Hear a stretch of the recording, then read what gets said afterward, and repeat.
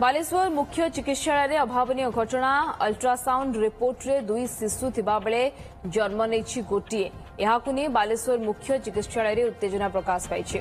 बालेश्वर रायबणिया थाना अंचल माकिडियार कान्हुचरण पालकर पत्नी प्रसव पाई मेडिकल रे एडमिट होइथिले। अल्ट्रासाउंड रिपोर्ट रे 2टी जांला शिशु थिबा बेले गतकाली गोटिए शिशु जन्म होइछि। एने परिवार पक्षरु अभियोग होइछि अल्ट्रासाउंड रिपोर्ट रे 2टी शिशु थिबा बेले गोटिए शिशु डेलीवरी किभଳି ହେଲା आउ गोटिए शिशु कुआडे गला बोली परिवार लोके अभियोग करिसंती। तेबे एने हॉस्पिटल कर्तृपक्षक प्रतिक्रिया मिलि पारि नाही।